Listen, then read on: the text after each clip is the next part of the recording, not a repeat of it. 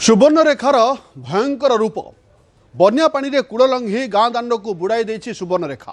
आकाश मार्गरू उत्तोलन एक्सक्लूसिव चित्र आम आप देखा जाऊँ जो आप जापे जे किभली भाव चित्र रही अर्थ भोगोराई रे स्थिति केमिति रही देखंतु ए चित्र केमिति सुवर्णरेखार बन्या पानी बालेश्वर जिला भोगोराई ब्लॉक रे विभीषिका रचिछि।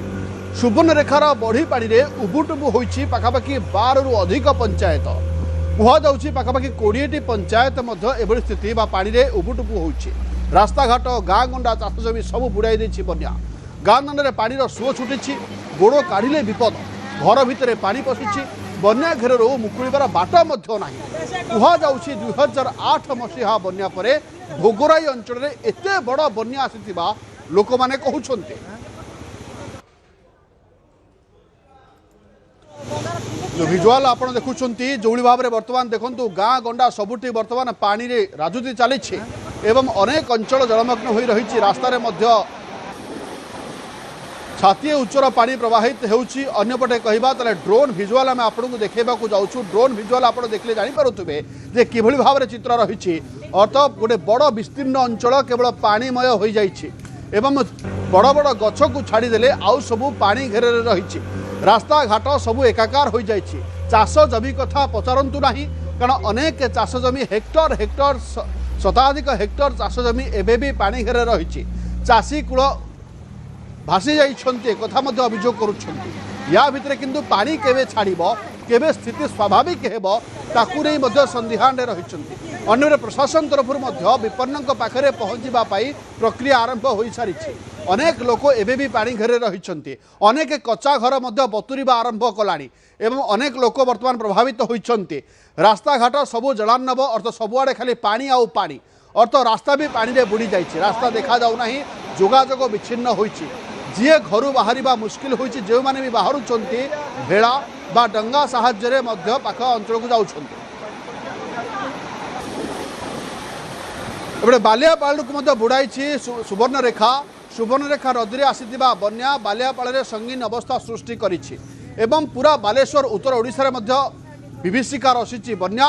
रास्तार अंटाए उच्चर पानी सुओ छुटुछि गाँ बुड़ी घरे पानी पशिछि जुआड़े देखिले खाली पानी आउ पानी बन्या पानी रे विभिन्न स्थान को जोगाजोग विच्छिन्न हो जाइछि।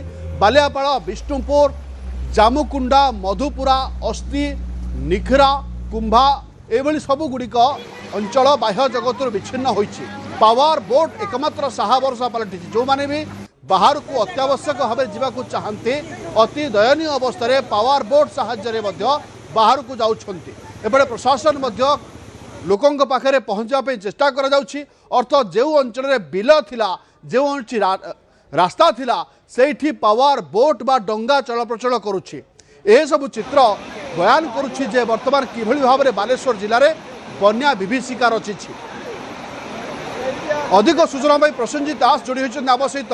प्रसन्नजित जो चित्र ही बयान करुछि आ किछि कहिबा दरकार नाही जे बालेश्वर में बन्या स्थिति केमिति रहिछि वर्तमान चित्र केमिति रहिछि केते ब्लॉक केते गाँ प्रभावित होइछि। प्रसन्नजित